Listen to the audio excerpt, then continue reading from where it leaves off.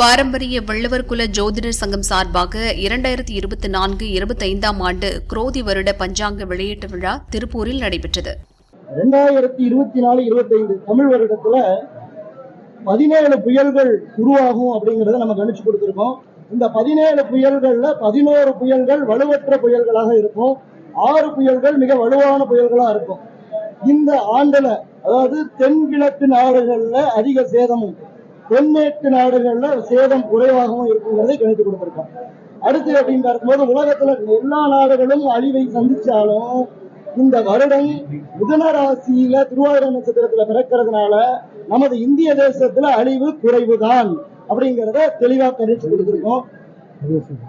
மழையினுடைய அளவு அப்படின்னு பார்க்கும்போது எங்கெல்லாம் மழை பெய்யுமோ அங்கெல்லாம் மழை குறைவா பெய்யும். இந்த வருஷத்துல எங்கெல்லாம் மழை அதிகமா பெய்ஞ்சிட்டு இருக்குதோ அங்கெல்லாம் குறைவாகவும், எங்கெல்லாம் குறைவா பெய்யுமோ அங்கெல்லாம் மழை அதிகமாகவும் பெய்யும் அப்படிங்கிற கணிதத்தையும் கொடுத்திருக்கோம்.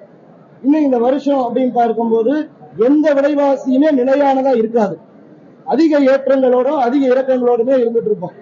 உதாரணத்துக்கு ஒரு காய்கறி கூட, ஒரு கத்திரிக்காய் கூட ஒரு 10 ரூபா விலையில இருந்துட்டு அதே விலையில இருக்காது.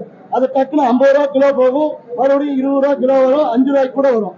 விலை மாற்றங்கள் அப்படிங்கிறது அதிக ஏற்றம் இறக்கமுறையே இருக்கும் அப்படிங்கிறதையும் நம்மளுடைய பஞ்சாங்கத்துல சிறப்பாக கணிச்சு கொடுத்திருக்கோம் அப்படிங்கிறத பெருமையோடு தெரிவிச்சுக்கிறோம். எங்களுடைய கணிதப்படி என்ன அப்படின்னு கேட்டோம்னா ஆட்சி மாற்றம் வருவதற்கு வாய்ப்பு குறைவா இருக்கு. ஏன்னா நிலையான விஷயங்கள் தான் நடக்க போகுது, புதிய மாறுதல்கள் இல்லை அப்படிங்கறத நாங்க கொடுத்திருக்கோம். எல்லா இடத்துலயுமே மாநிலத்திலேயாகட்டும் மத்தியத்திலேயாகட்டும் வேறு பெரிய மாற்றங்கள் இருக்கிறதுக்கான வாய்ப்புகள் குறைவா இருக்கு. 90s கிட்ஸ்க்கு சீக்கிரம் கல்யாணம் ஆகுமான்னு கேட்டிருக்காங்க. இந்த 2024-25 25-26 வருஷத்துல கட்டாயமா 90% 90s கிட்ஸ்க்கு கல்யாணம் ஆயிடும்.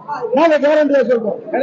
அதுக்கு பரிகாரமா என்ன பண்ணலாம் அப்படின்னு கேட்டோம்னா, தினசரி வீட்டுல மல்லிகை பூ வாங்கி கொண்டு போய் சாமி படத்துல வச்சுட்டு உங்களுடைய பெரியவங்க இருந்தாங்கன்னா அவங்க கால தினசரி சாயங்கால நேரத்துல அவங்க காலை தொட்டு ஆசீர்வாதம் வாங்குறது ஒரு சிறந்த பரிகாரம்.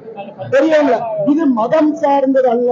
நீங்க உங்க பெரியவங்க யாராவது இருக்கலாம், நீங்க கிறிஸ்தவரா இருக்கலாம், இஸ்லாமியரா இருக்கலாம், மல்லிகை பூ வாங்கிட்டு போய் வீட்டுல வச்சு அது வந்து சுக்கிரன் பெண், மல்லிகை பூ அப்படிங்கிற சுக்கிரனுடைய அந்த பெண், உங்களுடைய அம்மா அவங்கள பெண், அவங்க மாலை இரவு பெண், இரவு வேலை சந்திரநாதுக்கு அதுவும் பெண், வீட்டுல வச்சுட்டு உங்களுடைய பெரியாருடைய காலை தொட்டு வணங்கி வந்துட்டு இருந்தீங்கன்னா கட்டாயம் வருஷத்துல கல்யாணம் ஆயிரும். நான் கேரண்டி.